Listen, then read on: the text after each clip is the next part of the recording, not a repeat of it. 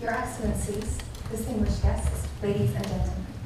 Welcome to Sky Over the East, works from the collection of Bardu Art Foundation, presented by Abu Dhabi Music and Arts Foundation. Before I proceed to the gallery for the official opening of the exhibition, we have the unique opportunity of meeting the man behind this selection of historical artworks. In conversation with Abu Dhabi Classic FM's Matthew Sansom, please welcome the founder of Bardu Art Foundation, Sultan Sooud Qassimi.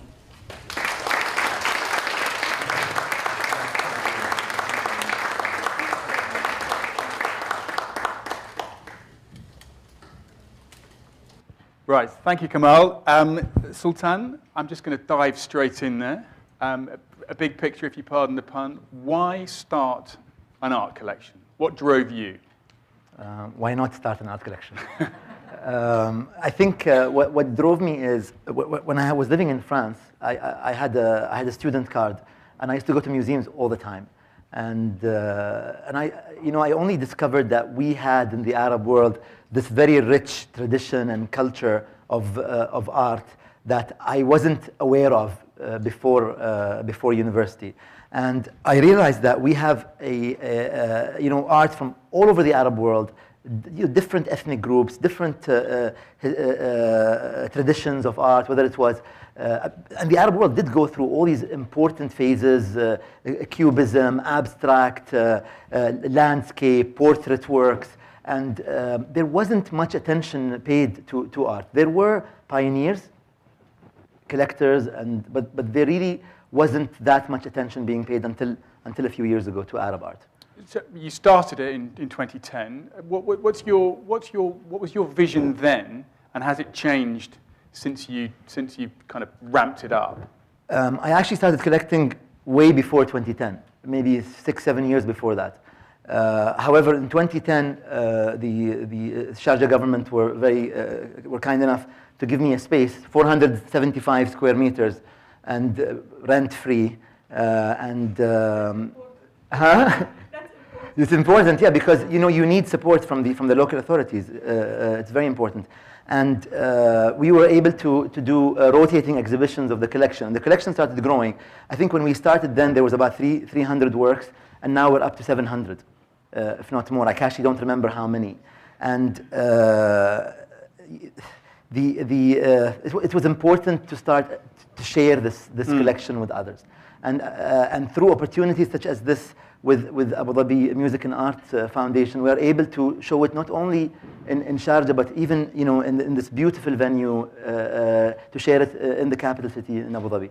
When you sit down and you look at the arts you have, do you say, there's a gap that I need to fill, and I'm going to go after that style or that artist? What goes through your mind when you look at them? Yes, there is.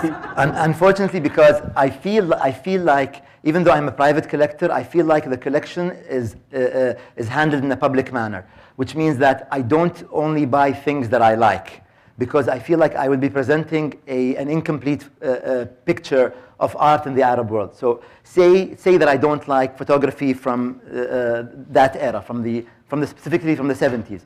If you don't have art artworks from that era, then you are misrepresenting or not giving a complete picture of the different genres, the different movements of the Arab world. But that must be quite painful when you've got an artist that you fall in love with, but yes. You just say, no, I've had enough, and I should go and buy that. But it goes against my feeling. You're very right. Or if you have an artist and you know that you like his or her work from the 90s, if you don't buy the work that is more recent or that is earlier, then you really aren't showing the progress and the progression of the work. You're not showing how she initially started with drawing abstract, and then she moved into something else altogether. So it's important to balance, and it's a very, very expensive habit, by the way. If I should say. Give us an idea of your research process then. You sit down and you say, you know what, we need this style or this artist, we need 5 more. Just this year, just 5 more. And how do you go about deciding what style and what artist? Basically, you see it you like it, you want it, and it's very whimsical in that sense. Sometimes you feel like this work makes sense, but sometimes you do have to study, and that's where the community is very important. If you speak to artists, if you speak to collectors, if you speak to critics, if you speak to organizations such as ADMAF and other institutions, they will add value to your knowledge. They will tell you, by the way, do you know that this artist had a period where she or he lived and worked in another country, and they left, you know, this era left an impression on them. And so that is where the community comes in, and that's why we're very fortunate to be here in the UAE. The community, even though the UAE is, you know, it's multiple cities, it's still a very tight-knit community. We know each other, whether in Abu Dhabi or Dubai or Sharjah and elsewhere in the country. And that's the research really comes from this, comes from speaking to the galleries, comes from speaking to the collectors. And more recently, we have great journalists who have been writing about art, both in Arabic and in English. And this is something that we've been missing. The art auction houses have played a very important role. Prior to the entry of the art auction houses, you really didn't know approximately how much a piece was worth. You really didn't know, you didn't have a bio. Until today, a lot of the artists that you search for in the Arab world, if you put their name in English, you'll find the only bio about her is the 4 or 5 lines that the auction house wrote. We had this with an artist in the current exhibition. You'll see an artist called Munir Al-Qadhi. Munir Al-Qadhi is a pioneer. From the 60s, she's been doing abstract art in Kuwait. There is absolutely nothing, not even 5 words about her on the internet. And the only way that you'll find information about her in English is through the work that ADMAF and Barjil have done.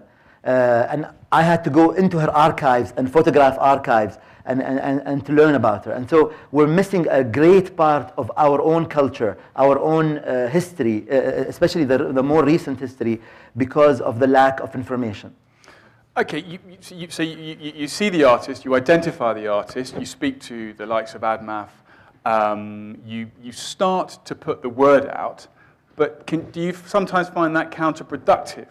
Once the foundation announces, for want of a better expression, that they're interested in a particular piece of art or a particular artist, then the art world starts chattering, and either it becomes, lots of art might come onto the market, but you might find that it doesn't necessarily represent the value that you thought it had.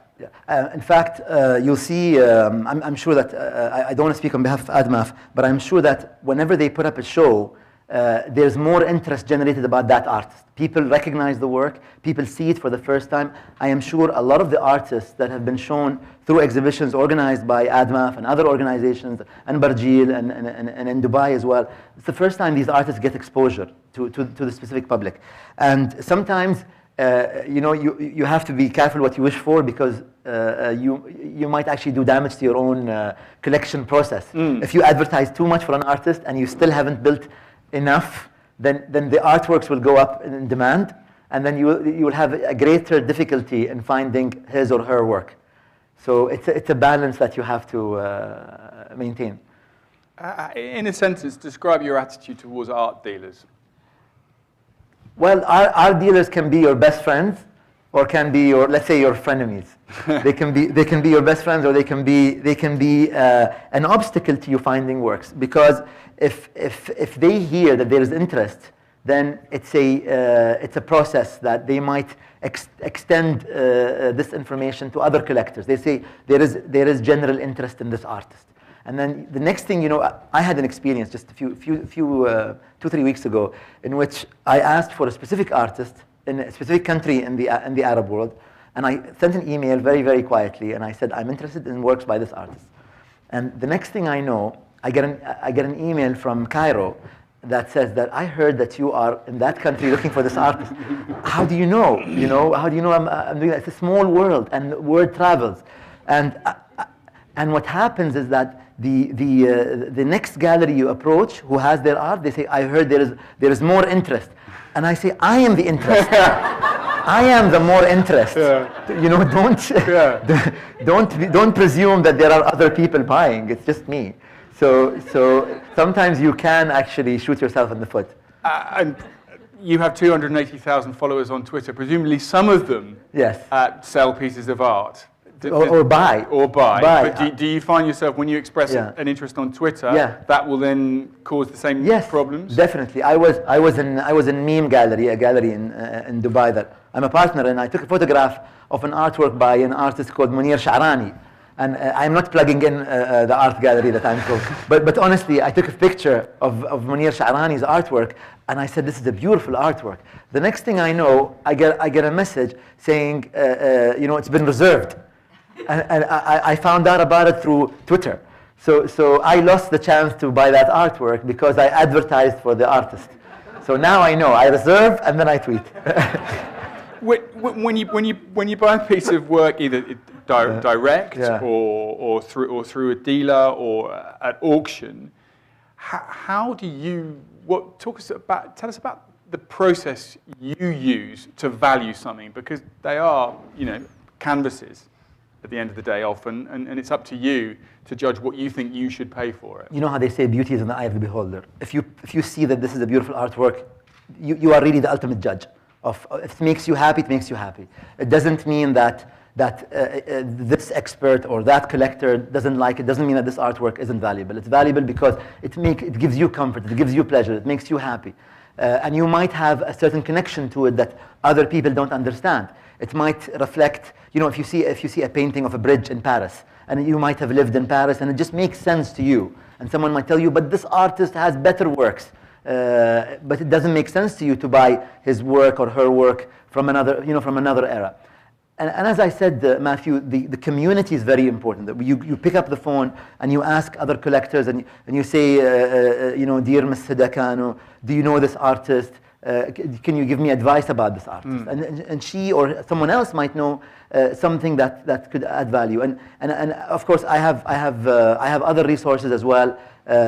Because of my association with Meme, and Charlie is here as well. Charlie was the managing partner at Meme. We have an art library, and honest to God, I go to the library and I ask Charles for some information about an artist. The next thing I know, there's 7 books on the table, and we sit down and we research what the history of this artist is and where she had shown and which collections she's in, and that makes a huge difference.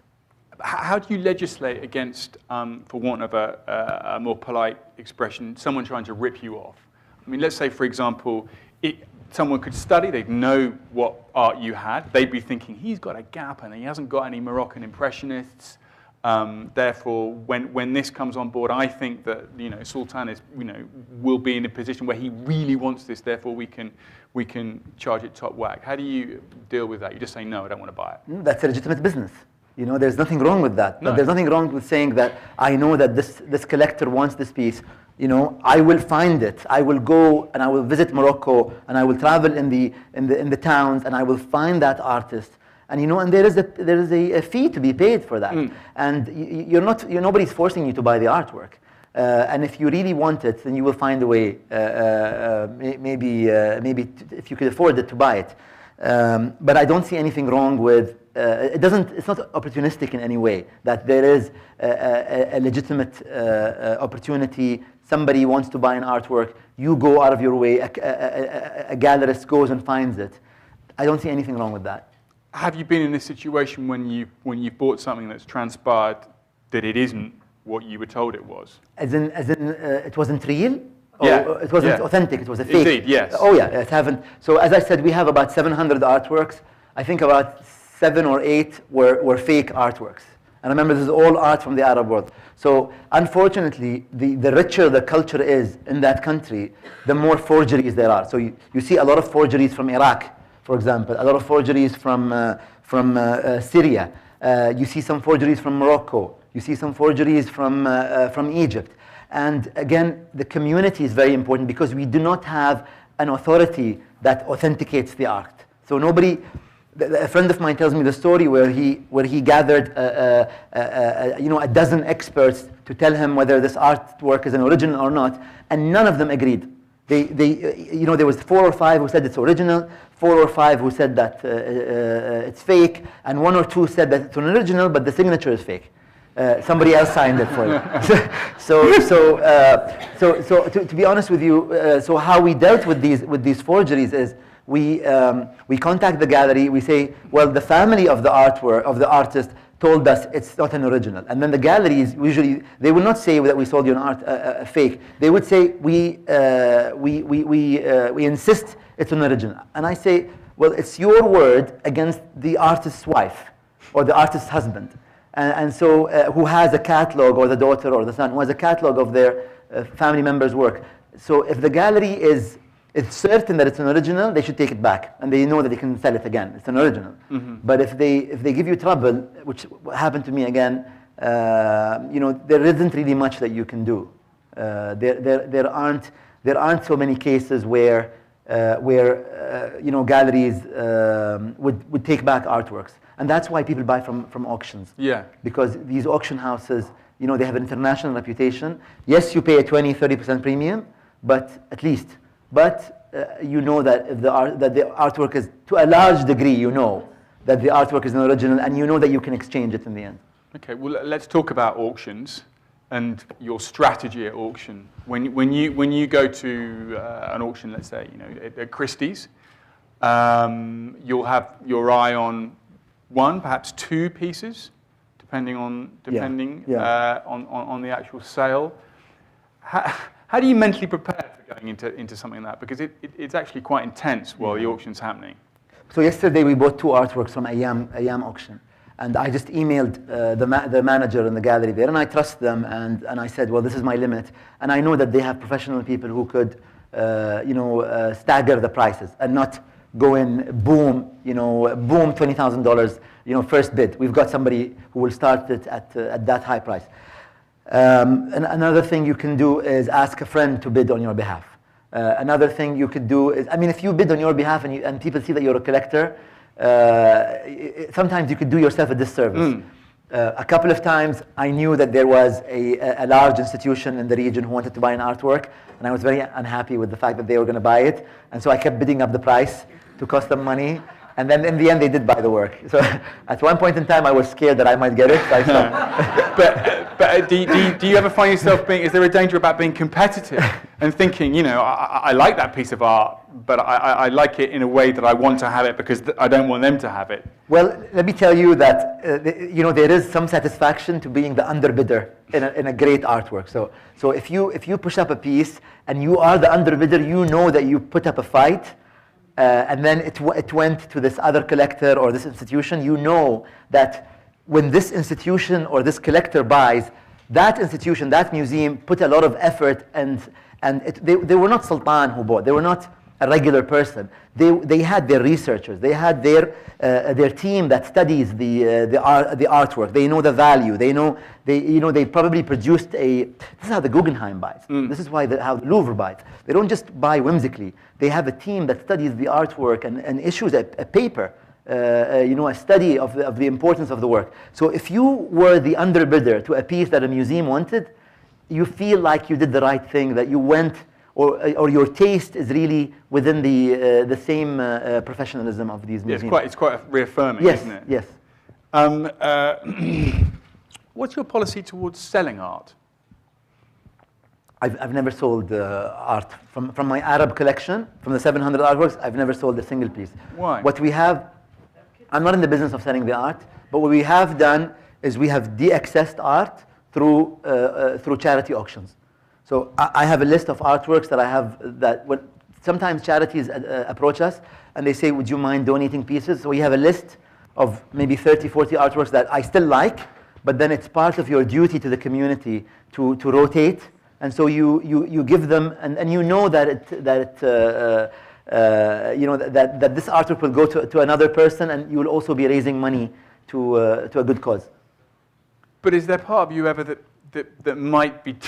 I know what your answer is going to be in advance, but in the way that a football team buys a footballer young, nurtures the footballer, and then sells them for a great price because they can then buy 3 players who would almost nearly as good. Do you ever find yourself, if you, for example, have identified an artist and helped drive their popularity within the art world, you could sell one of their pictures and buy 3, 4, 5 more of another person's? No, but I'll tell you what I do.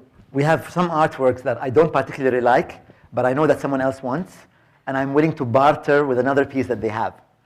So this is something that I'm willing to do. That I have this piece that you like, you have a piece that I like, and so I'm willing to barter with you. So, I mean, so were you saying you do find when you look at the collection that there are some that you've looked at enough or you feel doesn't necessarily fit in, I'd happily move it around? Again, Matthew, the whole point is that I feel like, even though I'm an individual, I feel like this is a public collection. Yeah. I feel like the collection is not owned by me. I feel like the collection belongs to a greater, the greater community. And so when I buy, I don't buy because I like it. I buy because it is important to reflect a certain period of time or a certain movement in the Arab world. So the investment angle of art is just not something that interests you? We have complete records of all the artworks that we bought. We actually do financial bookkeeping. So because it's been one of the great counter-cyclical investments of the last 20, 30 years. Yes. It constantly goes up regardless. It's maintained its value very well. In fact, a lot of the artists here, including Abdul Qadir Reyes, who one of the greatest artists from the UAE, you know that you're putting money into quality art, and it's never a bad investment, really. How do you enjoy the art yourself? Okay, so I bought a house in Dubai, and I found out that I had 96 artworks in the house. I have art on the ceiling. I have art in the bathroom. So just tells you, I won't tell you which artists are there. I like the artworks a lot. I hope you framed it properly in the bathroom. No, but they're framed with glass, protected with glass and everything. But it's, you know, it's because you want to show the piece and you don't want it to stay in the storage facility for another 5 years. You want to show it. And during our Dubai and whenever delegations, so for example, we had a delegation coming from Abu Dhabi recently who came to visit the Guggenheim here, and they came to visit us, and we showed them the collection in Barjeel in Sharjah, and then I took them to the house in Dubai. And so you want to have an opportunity to show the work. And of course, through this wonderful opportunity, again, thanks to ADMAF, we can show more art in Abu Dhabi. So the exposure is much higher, and believe it or not, artists want their work to be exposed. Artists do not want their art to go into storage. No. And we've had a number of artists who have either given us a large discount or given us artworks for free because they know that we'll be showing this piece. So it's a big responsibility, Matthew. How much pleasure do you derive from watching other people look at the art that you've put together? I mean, when it all boils down to it, is that one of the major drivers? You're doing it for other people. Yeah. First of all, I don't put it together. I have a great team. Sohaila is the curator of the show upstairs. And of course, she was aided by the wonderful team at ADMAF.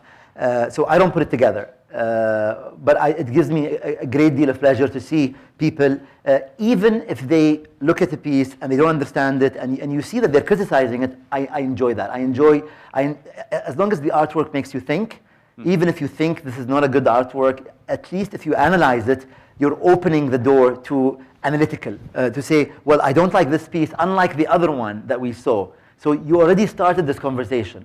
And it gives me, a great deal of pleasure to see people interact, enjoy the work, ask about the artworks. We have a lot of collectors who, most of our collection is online. We have 470 something pieces, 470 plus pieces on the website. A lot of people don't put their collection online. We have the majority of our pieces are online, and we're just photographing the others. We have people who call us and say, "Where can I buy this artwork from? I like this piece. Would you sell this artwork?" Of course, the answer is always no, but we direct them to, if possible, a place that would sell the artwork. In terms of sparking the analytical thought and discussion about what art should be, in terms of provoking people to talk about what it represents and to trigger things in their mind, notwithstanding the great work that ADMAF do and you guys do with schools, do you think that children spend enough time being taken into an exhibition in a gallery environment allowed to look at paintings and then reflect upon them afterwards? As you said, ADMAF has put together a wonderful program that includes student visits, and I saw one of the on the statement outside, it said suitable for kids from 3 to 5. So you really can start early enough. And now with the iPads, kids can start even at the age of 2, maybe earlier, to explore their artistic skills.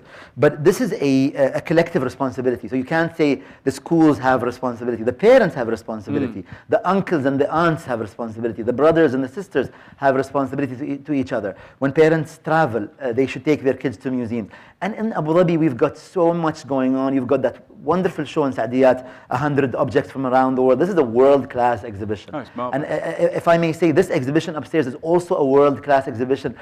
And I just learned today that this is one of the official exhibits of the World Museum Day. Is that right? The World Museum Day, it's on their website, that this is one of the World Museum Day exhibits. So it's a world-class show. In Abu Dhabi, you have, maybe a dozen exhibitions a year that are truly outstanding in Dubai, in Sharjah. So there's so much going on in the UAE. There is absolutely no excuse. So whenever someone complains and says there isn't enough culture in the UAE, I say there's too much. There's so much that I can't keep up. We can't keep up with the openings. No, I'm with you. I'm pushing you in the direction of, do you think that institutionally enough children are not made to go, but are pushed in that direction? Do you think that there's so much that we're not short of opportunities here, but are they taken up to the extent that you would like them to be taken up? No, not at all. I mean, there are, but I feel, and this might be my own impression, I feel like people are attracted to the exhibitions or the plays in the theater or shows that relate to their own culture. But what we have in the UAE that's unique to the region is you do have plays and exhibitions from India. You do have plays and exhibitions from Africa. You do have writers and authors from Africa and from Europe and from Latin America who come for the Abu Dhabi Book Fair. And so this is a unique country in the sense that you can broaden your horizon more than any other country in the region. So it's not enough for you if you are from Europe or if you are from the Middle East to go and constantly try and visit exhibitions only from the Middle East or only from your part of the world. You should make full use of all the cultural events, the international cultural events that are from the other parts of the world that you don't necessarily belong to. Broadly speaking, the UAE's art scene is in pretty good health, right? It is the best art scene in the region. It is not comparable to any art scene in any country in the Middle East, I think. What you have foundations that commission and show art, whether it's Sharjah Art Foundation, whether it's Abu Dhabi Music and Art Foundation. Then you have the fairs, Dubai, Abu Dhabi Fair, you have the Sharjah Biennial, and then you have the galleries in Dubai, the commercial galleries. So you have a complete ecosystem. The production, the showing, the museums, the Guggenheim, the Louvre that are collecting. So there is no other country in the Middle East that has the entire cycle. Yes, you have certain countries that have galleries, but where are the collectors? Yes, you have collectors in some countries, but where are the galleries? Think of, I mean, I won't mention any states, but even in the Gulf, where are the museums? So the UAE is unique that the entire ecosystem of the art industry exists here. And what's your attitude towards buying homegrown UAE art?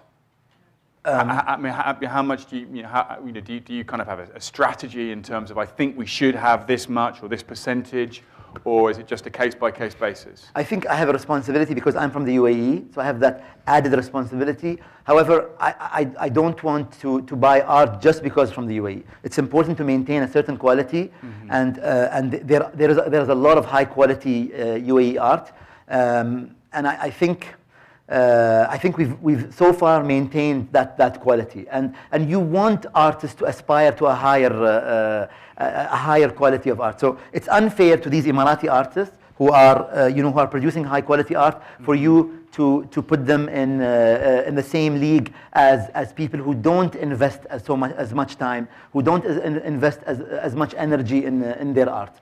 I've spoken to a number of Emirati artists of a certain age, a little bit older, and when they started out, they found it very difficult to convince their families that becoming an artist was a viable trade. Right. You know, and I quote, "That's fine, you can be an artist, but go and get an engineering degree first." As a side. Is that changed? This is a process that took place all over the world. So whether it's in Europe or even in the Middle East, at certain times, of course. I think in the UAE now, artists can make a living out of their art. You can be a professional artist. Again, the example of Abdul Qadir Rayis, the example of Najat Makki, so many artists that are here in our show are full-time artists. I think. There is the added responsibility towards the rest of the community to encourage them, to encourage their families, because we all know each other, to tell them, let your daughter, let your son, don't discourage them from being a full-time artist. So it's happening. It's like professional footballers. I know very little about football, but this is a recent phenomenon where these athletes can become professional athletes rather than working in the government and playing football on the side. And by the way, the quality of the art improves when they have enough time to invest in reading and studying, rather than having a full-time 9-to-5 job. Do you commission? How can I answer this question? So commissioning basically involves you going to the artist and saying, "I'd like you to make me an artwork about this so-and-so issue." A couple of times I've done it, and it turned out to be not exactly what I was looking for, and then you had to buy it. So I'm not, you're like, how am I going to sell it to you? You commissioned it. I don't like it. It's commissioned. But you know, there must be a time when you think, oh, look, events in Egypt a couple of years ago, there are 3 fantastic modern Egyptian artists. They're going to do something based on what's happened. I might as well ring them up and say, how about you do it, and we put it straight in. You're right. It makes all the sense in the world, but I've had bad luck with it. So there was an artist that I liked very much, and I shouldn't say which country. He's a fairly established artist, and I told him, this is what I like. I like your work with the colors. I like the yellow. I like this bright colors in your work. And he created a piece that was basically a nude woman. And I said, it's kind of difficult for me, and I had to kind of, I had to buy it, but can I show it? That's the question. So, what do you think? I'd mentioned events in Egypt, the Arab Spring. In the collection we're going to look at in a minute, it's all about the 20th century and the various cultural and industrial events and movements that shaped the art world and that the art world reflected over the course of time. If we're sitting here in 100 years' time, what do you imagine the main drivers for the art world of the last 14 years of this millennium might be? So, as Matthew said, the artworks that you will see upstairs, they tackle issues such as the building of the High Dam in Egypt. They tackle issues such as the identity of the minority Berber, Amazigh in North Africa. They tackle issues such as the pearl diving industry and the demise of the pearl diving industry in the Gulf. So historical events that still resonate today in the region. What I see in maybe in 100 years, I think the rise of technology, the rise of graffiti art, the wonderful rise of women artists in the region. That there is a much greater representation of female art. New media, for example, you see a lot of artists using new media, whether it's video, film, collage. All of this is something that will be reflected 100 years from today. Fantastic. Right, let's. Would anyone like to ask Sultan a question? We're going to throw it open to the floor for about 5 minutes. Don't. Check.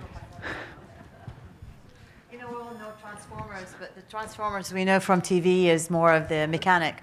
But Sultan, I think you underestimate the value and the brand you have. You are a transformer. You have taken an era of time where people were skeptical about values of art in any aspect. And by people going to your Twitter and reading just the path. People can live your experience when you go to Egypt, and whether it's a political experience or an art. You share a lot, and that in itself is something very unique. It has brought a lot of impact on people. In the old days, the changes come is when someone proves it. But for you, it's completely different. You are a transformer. You've changed the society in the way that you actually had approached the artwork, the politics, the business, and engaged youth. We always joke about who's going to keep up with Sultan in terms of number of followers when it comes to Twitter. There was a reason for that. Yeah. When you say that there was an artwork and somebody wanted it, the minute you ask about it, because you ought to prove a stamp of approval and an authority on that, because people trust your brand. And my question comes in is, how can we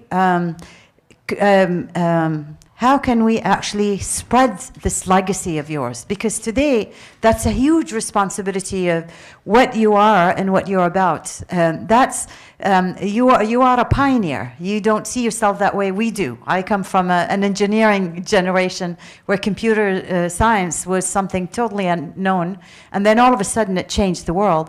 What you have done is really reinstated the value of art and the mix of art, not just one. But there's a responsibility toward acceptance and the youth and the way they can carry themselves going forward. And I want to ask, how could you actually do that? This is a question that comes from one of the greatest pioneers in the Gulf. Lubna Al-Qassimi, obviously, Sheikh Lubna Al-Qassimi, Her Excellency, is one of the leading examples for people in the Gulf and in the region, a pioneer in education, in government, the first female minister in the UAE. And you're sitting next to another pioneer, Mr. Al-Khamis Kanu, who has put so much effort in reaching out to the youth in the UAE. So I think this is a collective responsibility, and responsibility is the main word here that you used. People here don't have to have access to the funds to buy the art. You could just photograph and curate, on Twitter or Facebook, a wonderful collection that you aspire to, that you think is beautiful. So it really isn't about Sultan, but it is about. I had an opportunity. I was very blessed with this opportunity, and I feel like I maximized it. It took a lot of courage, though. You're in the business, your family's in the business, but that was aside. Yet this is the path you took.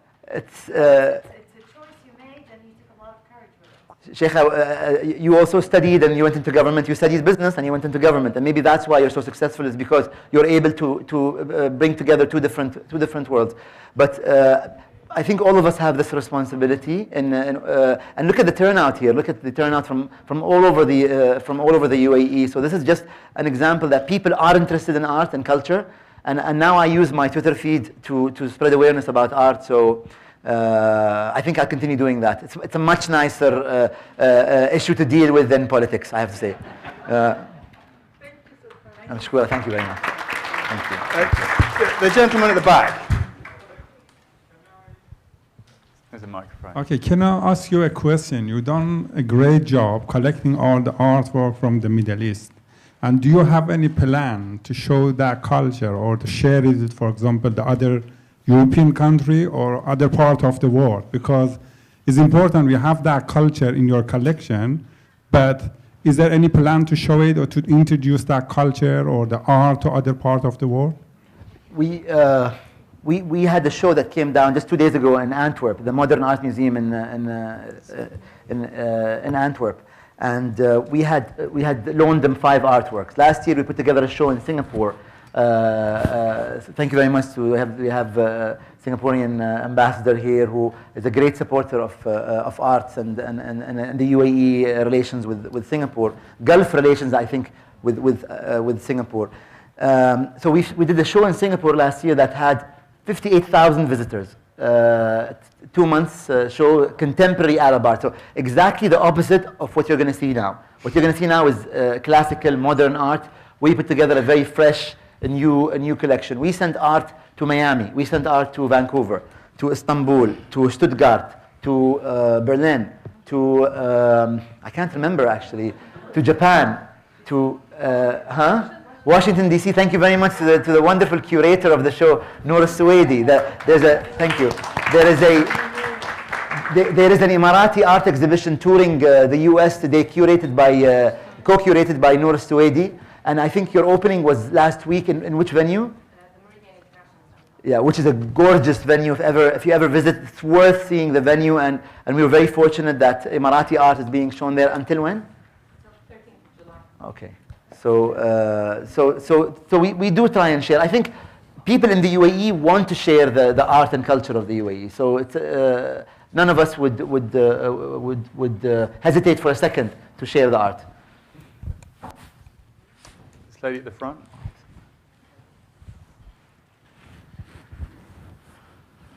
Well, thank you very much. I want to add also the teaching value of your collection, because I take my students from NYU Abu Dhabi, and they immediately link the theory or the lectures to your collection, because that, I think, is a proof that you have an excellent taste and a good eye, but more than that, the value of the history. That means you've been visiting the library quite often at the Meme Gallery.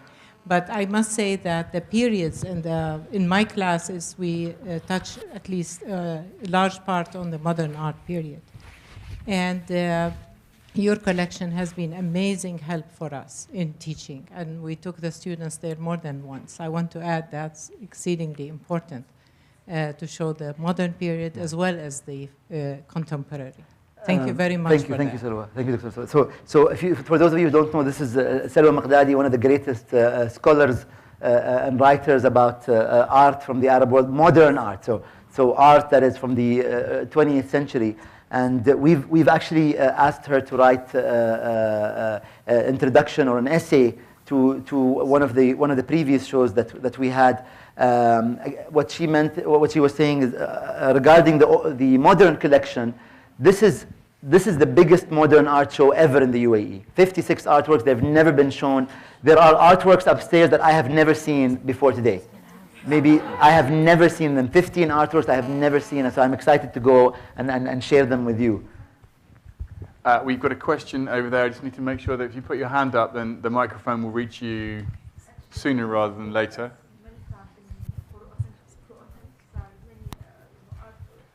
Very important, yeah. Thank you. Okay. Okay. As an ADMAF young media leader, my question is, what advice you would give to students who want to study art journalism? Who want to study art? Yeah, art journalism. Art journalism. Journalism of art. Yeah. Wow. I mean, you have what a great question. First of all, speak to Ms. Huda Al-Khamis Kanu, who will give you advice. That's the first thing you do. That's your default setting. And second, we have a great art journalist here in this room, Anna Seaman, who has written the preview yesterday in the National, a wonderful essay about or a report about the show upstairs. So you do have at the national, at the local level, you have great writers. I think Antonia Carver in Dubai ran a series on critiquing art. So look, when you write about art, sometimes you will make some people not so happy, because it's a very sensitive issue. Because you might critique, you might say, well, this show is good, however, it doesn't have any women. Like, this is something that we had in one of our previous shows. We showed almost an all-male exhibition. And I was, I actually never thought about it, but I was happy to receive that kind of criticism. So you might make some people unhappy, but it's a very, very important job. I would encourage you to pursue art journalism, because we don't have enough art journalists. Am I right, Anna? Yes. We don't have enough art journalists. We have quality like Anna, but we don't have quantity. So we need more. Any other questions? Yeah. We've got a lady over there.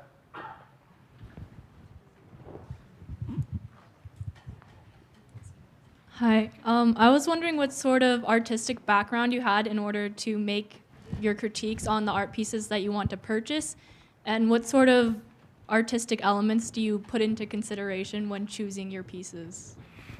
So the theme that I have is mostly Arab world theme. So again, as I said, I try to reflect movements, themes within the Arab world, different ethnic groups.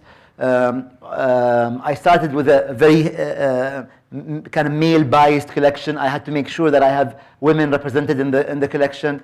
I had to make sure that I had the diaspora represented, the Arabs who live in Europe and America and elsewhere represented. So I want to stress that the community is a very, very important element. So speaking to other collectors, speaking to journalists, speaking to galleries, you kind of expand your horizon, and then you can make a better, an informed decision when you buy an artwork. But really, all that is on his one hand. The other hand is, if you like the artwork, buy it. You know, this is just whimsical. It makes sense to you. It might not make sense to somebody else. We've got time for one more question.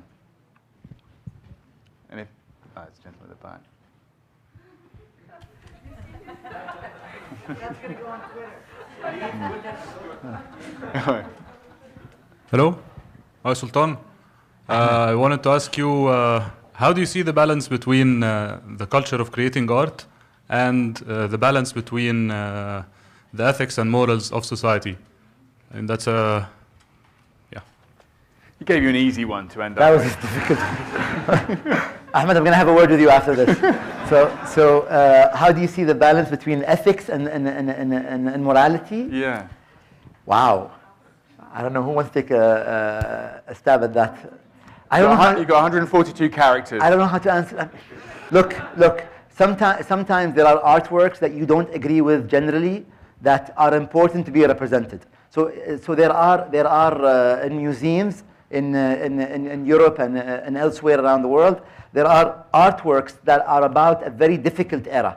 There are artworks that are maybe overtly racist. There are artworks that are something that you don't agree with, but it represents an era. Do you look it up and say this never existed? Or do you try and study it and open it up for people to study why was this kind of, why was this person represented that way? Why were all people of color represented in a negative way? Why were immigrants represented in so-and-so way? So sometimes, it's important to study, and these artworks represent a specific era in history, and you can't discount it. You can't say, well, draw for me something that is more utopian. Well, utopia doesn't exist. Sometimes there are artworks that don't make sense to you or you don't agree with, but you need to represent them for the public to study and to learn from, and hopefully never repeat again.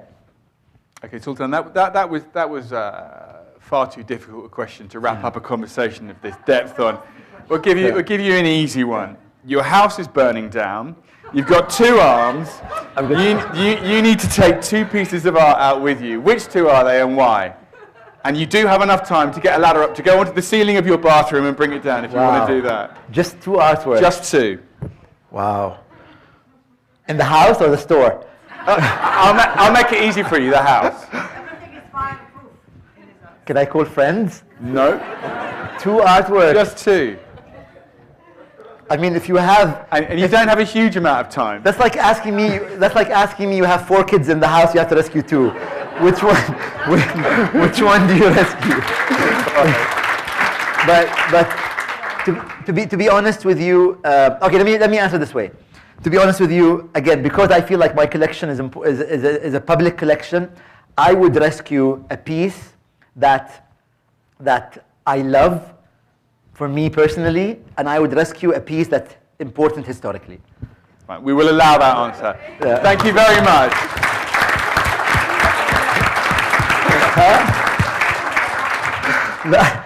The ones in the bathroom, it's okay. They can stay there. Because they're prints. I can print them again, they're prints. Okay.